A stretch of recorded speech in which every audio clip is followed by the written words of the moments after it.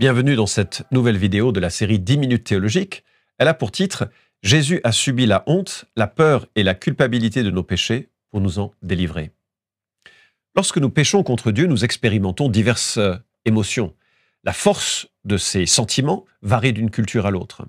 Dans certaines cultures, les gens ressentent la honte d'avoir déshonoré le Seigneur ou d'avoir déshonoré leur famille ou leurs proches par leur comportement.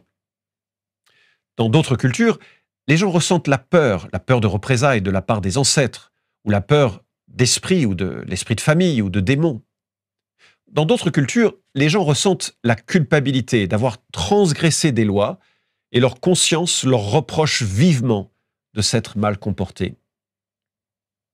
Nous éprouvons tous ce genre de sentiment, ou un mélange de ces trois émotions lorsque nous faisons quelque chose de mal.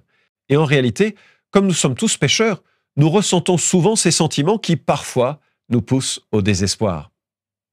C'est tellement désespérant que dans toutes les cultures, les gens cherchent à couvrir ces sentiments accablants, parfois en faisant des choses extrêmes.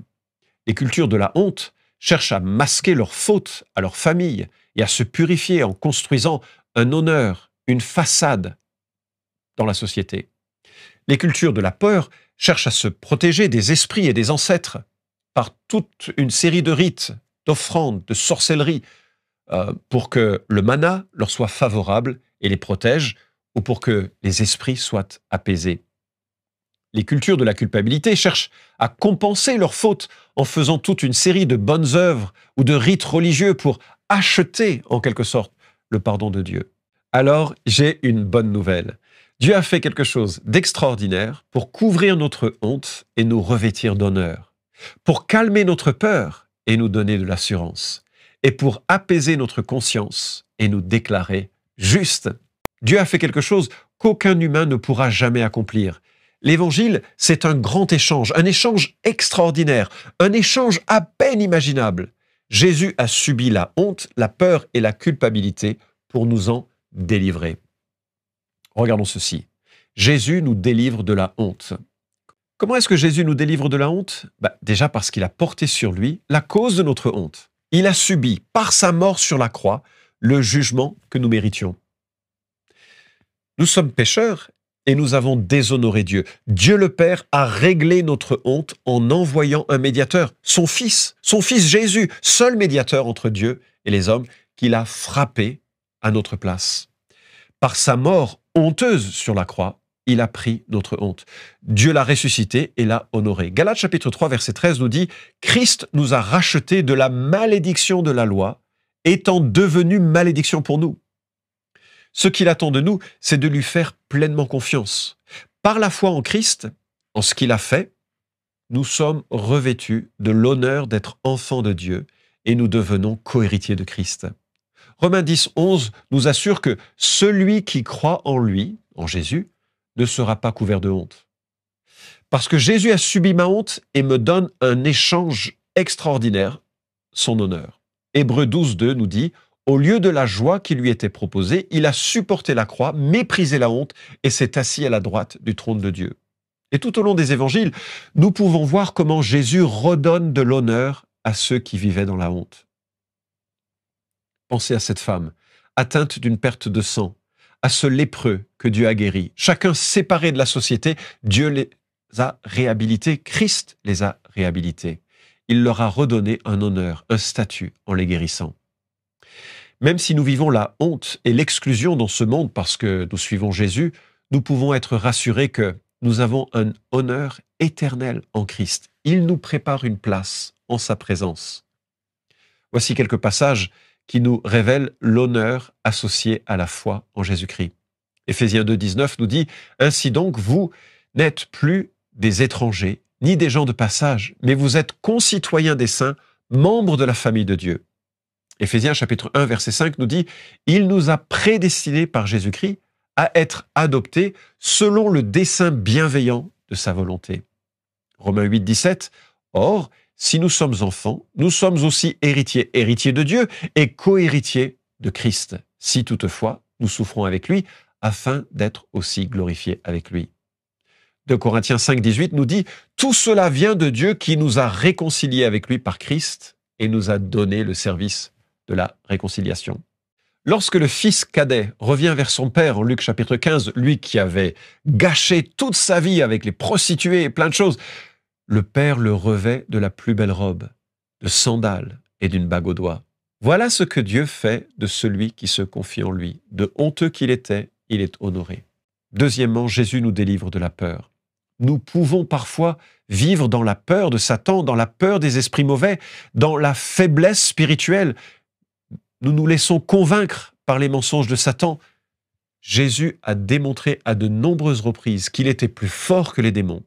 Pensez à la guérison du démoniaque en Marc chapitre 5. Il n'a jamais cédé aux esprits, Jésus. Par sa mort sur la croix pour nos péchés et par sa résurrection, Jésus nous délivre des démons pour Dieu. Malgré ses angoisses et ses luttes, Jésus a accompli la volonté du Père. Il a vaincu le diable à la croix et il nous accorde la délivrance par la foi en Christ parce qu'il a fait pour nous est complet. Colossiens nous rappelle qu'il nous a délivrés de la puissance des ténèbres et il nous a transportés dans le royaume de son Fils bien-aimé. Il a ainsi dépouillé les dominations et les autorités et il les a données publiquement en spectacle, en triomphant d'elles par la croix. En Hébreux chapitre 2, nous lisons « Par sa mort, il a pu rendre impuissant celui qui exerçait le pouvoir de la mort, c'est-à-dire le diable, et libérer tous ceux que la peur de la mort retenait leur vie durant dans l'esclavage. » Jésus peut vraiment nous libérer de la peur des esprits mauvais, la peur des ancêtres, la peur du diable, la peur des chouettes, la peur de tous les animaux que l'on craint comme étant possédés. Nous avons plus besoin des gris-gris, des ancêtres pour nous protéger. Nous n'avons plus besoin de rituels. Satan est vaincu, c'est une réalité que nous pouvons vivre par la foi. Le serpent a voulu devenir le roi des hommes en leur mentant et en faisant en sorte que les hommes le croient lui plutôt que Dieu. Mais Dieu a écrasé le diable. On n'a plus besoin de le suivre. On n'a plus besoin de suivre ses mensonges. Il a été vaincu. Et enfin, troisièmement, Jésus nous délivre de la culpabilité. Nous vivons parfois dans la culpabilité de nos nombreuses fautes. Leurs souvenirs nous tourmentent et accentuent notre sentiment d'échec. Mais lui, Jésus, a vécu une vie sans péché à notre place. Jésus a été puni à notre place. Il est mort sur la croix pour nos péchés. Et par sa résurrection, Jésus nous a rachetés pour Dieu. Il ôte la culpabilité qui nous séparait du Père et nous accorde la rédemption. Comme le dit l'apôtre Paul, celui qui n'a pas connu le péché, il l'a fait devenir péché pour nous, afin qu'en lui nous devenions justice de Dieu. 2 Corinthiens 5, 21. Par la foi en Christ et en ce qu'il a fait, nous sommes déclarés justes et nous bénéficions d'un plein pardon pour tous nos péchés, passés, présents et futurs. Colossiens 2, 13 à 14 nous rappelle qu'il nous a pardonné toutes nos fautes et il a effacé l'acte rédigé contre nous et qui nous condamnait par ses prescriptions. Il l'a annulé en le clouant à la croix. La liste de tous nos péchés est réglée. La dette est acquittée. Nous sommes déclarés justes par Christ. C'est extraordinaire, n'est-ce pas? Le salut que Dieu nous accorde avec l'Évangile, il y a un grand échange qui a lieu. À la croix, Jésus devient péché pour nous. C'est-à-dire qu'à la croix, Dieu le Père place l'ensemble des fautes que j'ai commises, passées, présentes et à venir, et la fourre en la personne de Jésus-Christ, qui reçoit toute la colère du Père pour que jamais je ne sois confronté à cette colère. Romains 3, 23 nous dit, il n'y a pas de distinction, tous sont péchés et sont privés de la gloire de Dieu, mais ils sont gratuitement justifiés par sa grâce, par le moyen de la rédemption qui est dans le Christ Jésus, lui que Dieu a destiné comme moyen d'expiation pour ceux qui auraient sa foi, la foi en son sang, afin de montrer sa justice. Il y a une substitution qui est complète, au point que Paul dit aux Corinthiens, chapitre 1, verset 30, « C'est par lui que vous êtes en Christ Jésus, qui, de par Dieu, a été fait pour nous sagesse et aussi justice, sanctification et rédemption. » Par la croix, alors que je me repens de mes fautes, en croyant que Christ est le seul intermédiaire, le seul qui peut me réparer, le seul qui a porté mes péchés, il y a un grand échange qui a lieu. Dieu change ma honte en honneur. Dieu change ma peur en force. Dieu change ma culpabilité en justice. C'est ça l'Évangile. C'est ce grand échange. Jésus, le Fils de Dieu, prend ma honte, ma peur, ma culpabilité parce qu'il prend le péché que j'ai commis. Et Dieu les place en Jésus, ces péchés, et il frappe Jésus à ma place pour que je ne sois jamais plus frappé de condamnation. Jésus prend la colère que je mérite. Jésus prend la honte, la peur que je devais vivre et il la paye à ma place. Il nous libère de la culpabilité, de l'isolement, de nos craintes pour nous accorder pardon, honneur et victoire.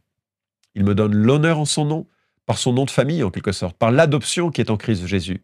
Il me donne l'assurance d'être assis avec le Christ au-dessus des démons et sa justice par le pardon. Jésus a vécu la vie parfaite que j'aurais dû vivre, mais que je n'ai pas vécue. Jésus a connu la peur, le jugement, la honte et la mort que j'aurais dû connaître à cause de mon péché, mais que je ne vivrai jamais. Jésus est ressuscité pour une vie que je ne devrais pas vivre, mais que je vivrai éternellement. C'est vraiment sa vie pour la mienne, ma vie par la sienne.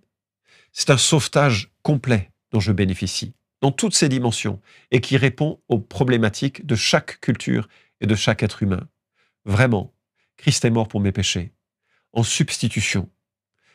Et en cela, il m'offre une rédemption qui est complète et qui couvre parfaitement toutes les conséquences et toutes les expressions du péché dans ma vie, que ce soit la honte, que ce soit la peur, que ce soit la culpabilité.